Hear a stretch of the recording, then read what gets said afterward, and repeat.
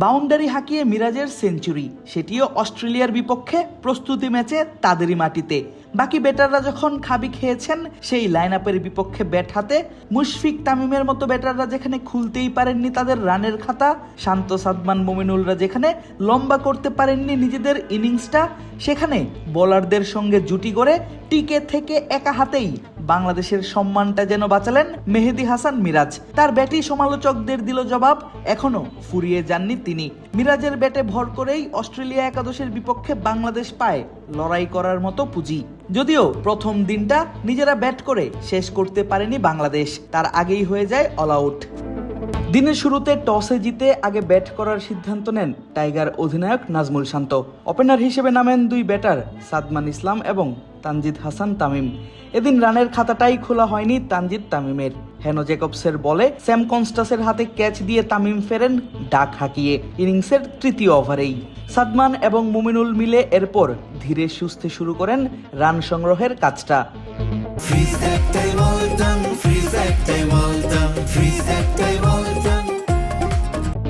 তবে খুব বেশি দূর এগুতে পারেনি সেই জুটিও। দলীয় 38 রানে ভাঙে 31 রানের সেই জুটি। হেনো জ্যাকবসের বলে ক্যাচ দিয়ে কোরি রকিচিওলির বলে আউট হন আরেক ওপেনার সাদমান ইসলাম। 31 রান করে সাদমান সাজঘরে ফিরলে 15 ওভার শেষ হবার আগেই বাংলাদেশ হারায় নিজেদের দুই ওপেনারকে। তবে এই স্পিনার বিপদটা আরো বাড়িয়ে দেন ইনিংসের 21 আর 23তম ওভারে। 21তম ওভারে তার বলেই কার্টিস পেটারসনের হাতে ক্যাচ দিয়ে মুমিনুল ফেরেন মাত্র 16 রান করে।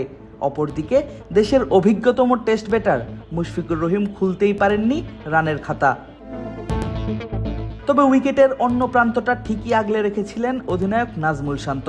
পরীক্ষা দিচ্ছিলেন নিজের ধৈর্যের। তবে বড় রানের আশা দেখালেও সেটা করে দেখাতে পারেননি এই বাঁহাতি ব্যাটার। 37 রান করে শান্ত আউট হন ক্যাম্বেল থমসনের বলে। এতেই 100 রানের মাইলফলক পার করে বাংলাদেশ হারায় নিজেদের পঞ্চম উইকেটটা।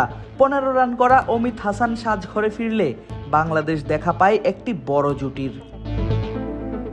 প্রায় 50 রানের সেই জুটিটা আসে সপ্তম উইকেটে মেহেদী হাসান মিরাজ এবং সৌম্য সরকারের হাত ধরে।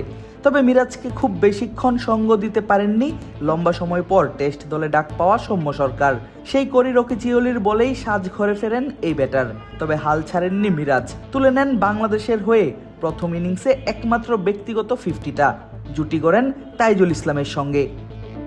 তবে নিজের ফাইফারের জন্য মরিয়া হয়ে থাকা কোরি খুব বেশি সময় নেননি সেই জুটি ভাঙতে। লেগ বিফোর উইকেটের ফাঁদে ফেলে তাইজুলকে আউট করেন যখন বাংলাদেশের দলীয় রান 88। 4 রান করা হাসান মাহমুদকেও ফেরান এই স্পিনার।